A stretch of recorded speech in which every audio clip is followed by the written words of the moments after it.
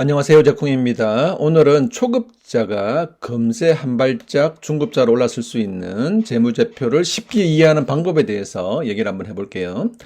일단 배경은 뭐냐면 재무제표를 쉽게 이해하는 방법은 이 재무제표를 너무 숫자로 보지 말고 스토리로 접근하는 거예요. 그래서 우리는 투자자이고 기업을 스토리로 보는 습관은 굉장히 유용합니다. 이 관점에서 얘기를 한번 해보도록 할게요.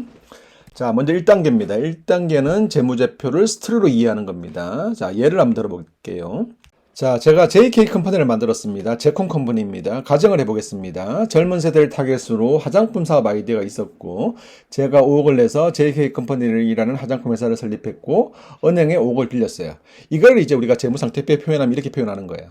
자, 오른쪽에 있는 부채와 자본의 합은 왼쪽에 있는 자산이에요. 그래서 내 주머니에서 나온 돈 5억은 이렇게 순자산, 자본이 되는 것이고요. 은행에서 빌린 돈 5억은 부채가 되는 겁니다. 그러면 자산과 순자산과 부채의 합은 제가 자산이라고 그랬죠? 그럼 자산은 이제 10억이 되는 겁니다.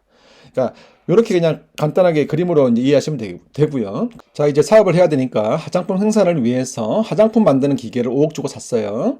그 다음에 나머지 5억은 현금을 가지고 있어요. 이걸 어떻게 표현하냐면 이렇게 현금 5억, 유형자산 5억 이렇게 표현하면 됩니다. 그렇게 어렵지 않죠. 중요한 건 뭐냐면 이렇게 오른쪽에 있는 부채와 자본이라는 것은 자금을 어떻게 모았냐에 대한 얘기입니다. 내 주머니에서 5억, 남의 주머니에서 5억 이런 얘기고요. 왼쪽에 있는 자산이라는 것은 이렇게 모은 자금을 어디에 투자했냐에 대한 얘기입니다.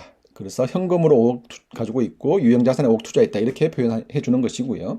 얘를 이제 뭐 자본이라는 것은 재화 용역에 사용되는 자산이고 부채는 남에게 갚아야 될 재화 용역 이렇게 얘기하면 이제 복잡하니까 중요한 포인트는 이렇게 생각하시면 돼요. 자금을 어떻게 모았냐가 부채와 자본에 대한 얘기고 모은 자금을 어디에 투자했냐에 대한 얘기가 왼쪽에 있는 자산에서 보여준다 이렇게 보시면 되겠습니다. 자, 그 다음에 이제 사업을 본격적으로 시작했습니다. 매출 첫 해의 매출액이 10억이고요. 영업이익 5억, 순이익 3억 발생했습니다. 주식 투자보다 더 좋아요. 했더니 이렇게 결과 이렇게 보여주는 것이 손익계산서예요. 그래서 매출액이라는 건 뭐냐 하면 화장품 판돈으로 10억의 매출이 있었다는 것을 매출액으로 보여주는 것이고요.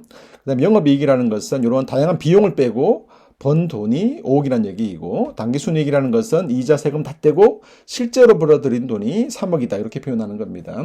그래서 매출액이라는 것은 기업 활동을 통해서 얼마 벌었냐 이 얘기고 영업이익이라는 것은 비용 빼고 얼마 벌었냐 순이익이라는 것은 이자 세금 다 떼고 실제 얼마 벌었냐 요거를 보여준다. 요게 이제 손익계산서가 되는 겁니다. 그래서 손익계산서 재무상태표 이렇게 간단하게 봤는데 사실 그렇게 어려운 개념은 아니거든요. 근데 이렇게 스토리로 보면 조금 더 눈에 들어올 겁니다. 지금까지 했던 얘기 정리해 볼게요. 이런 얘기입니다. 재무상태표라고 하는 것은 이렇게 부채와 자본의 항목이고 이 두 개 합이 왼쪽에 있는 자산이라고 말씀드렸습니다. 그래서 이 부채와 자본이라는 것은 자금을 어떻게 모았냐에 대한 얘기이고 그 다음에 왼쪽에 있는 자산이라는 것은 이 모은 자금을 어디에 투자했냐 이렇게 보는 겁니다. 요걸 이해하시면 사실 재무제표에 대해서 50% 이상 이해하신 겁니다. 그 다음에 이제 우리가 이제 보면 어떤 기업은 현금의 비중이 높고요. 어떤 기업은 유형 자산의 비중이 높고 어떤 기업은 종속기업 및 관계기업의 비중이 높은 기업이 있어요. 이게 이제 그 기업의 성격을 보여주는 것이고요. 그 다음에 유동이라는 개념과 비유동이라는 개념은 뭐냐 하면 현금화 하는데 걸리는데 1년 이내면 유동으로 분류하고 현금으로 전환하는데 1년 이상 걸린다. 이렇게 되면 이제 비유동으로 구분합니다. 이렇게 이해하면 대부분 이해하신 거고, 그 다음에 이제 조금 더 공부를 하다 보면, 매출 채권이 뭐지? 재고자산이 뭐지? 그 다음에 매입 채무가 뭐지? 이런 부분들을 조금씩 공부하시면 돼요. 사실 근데 이런 것부터 먼저 공부하지 마시고, 전체적으로 재무상태표가 어떻게 구성된다? 이걸 이해하는 게 중요하다는 말씀을 드리는 거예요. 그 다음에 손익계산서를 보면 앞서 말씀드린 것처럼 매출액이라는 것은 얼마나 벌었냐에 대한 얘기이고, 매출 원가와 판관비라는 것은 이 매출을 위해서 얼마나 비용을 지불했냐에 대한 얘기입니다. 대표적으로 뭐 원재료 가격, 뭐 감가상각, 뭐 광고선전비, 인건비 이런 게 다 들어가는 것이죠. 영업이익이라는 것은 그래서 이런 비용 빼고 얼마 벌었냐 이런 얘기이고요. 당기순이익이라는 것은 세금 떼고 이자 떼고 실제로 번 건 얼마냐 이게 당기순이익입니다. 자, 여기서 중요한 게 있는데요. 이렇게 만들어진 매년 이제 성적표를 봤잖아요. 당기순이익이 다시 재무상태표로 들어갑니다. 어디로 가냐 하면 재무상태표에 있는 이 자본 항목에 있는 이익잉여금으로 들어가요.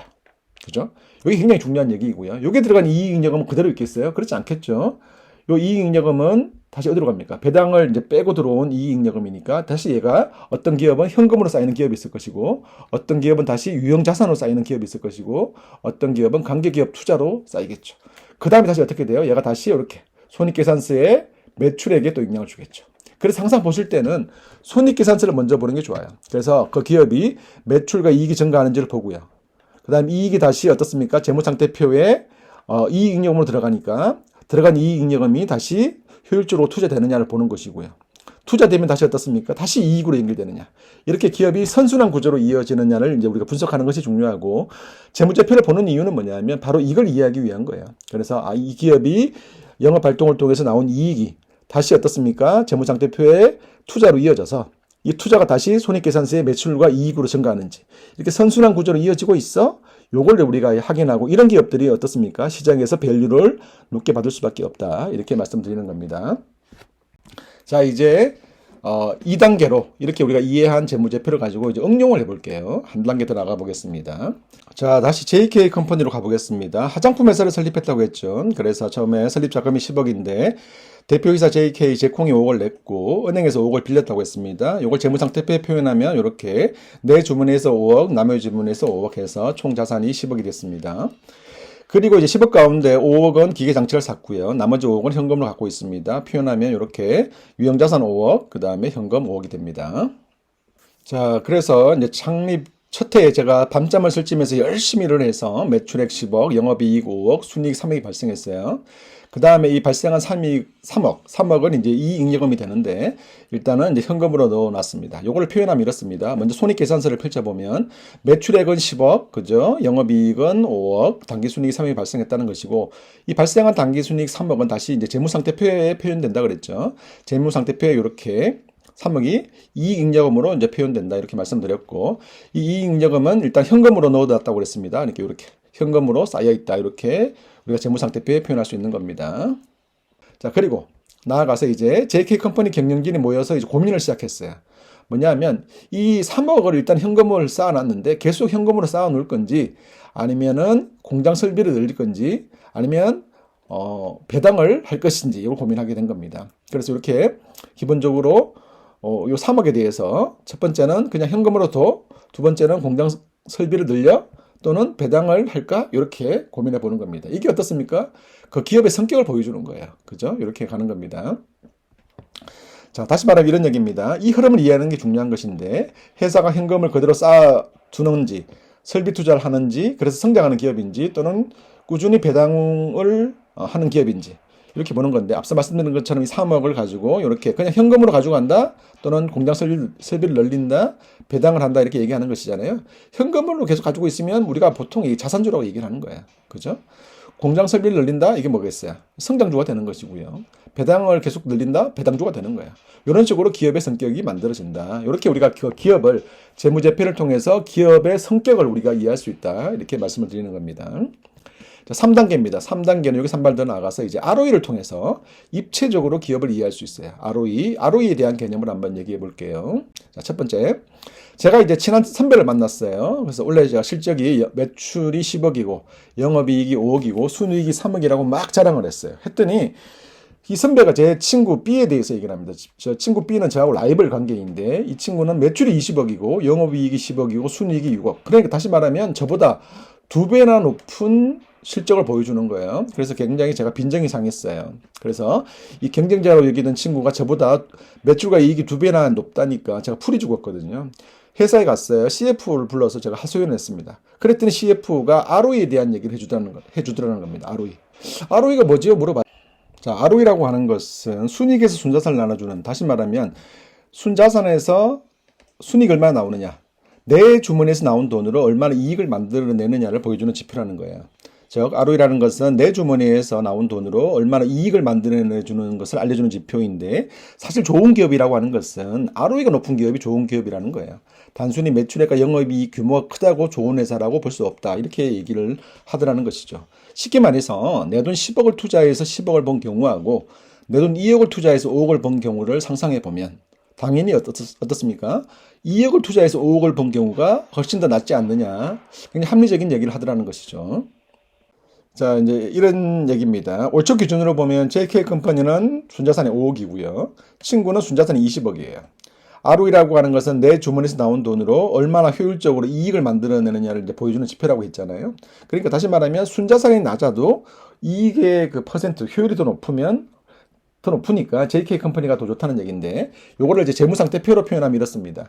JK컴퍼니는 이렇게 부채가 5억, 순자산이 5억 해서 자산이 10억이고요. 친구 회사는 부채가 5억, 순자산이 20억 해서 총 자산은 25억이었단 말이죠. 여기서 원래 JK컴퍼니는 이렇게 매출 10억, 영업이익 5억, 순이익 3억이 만들어졌어요.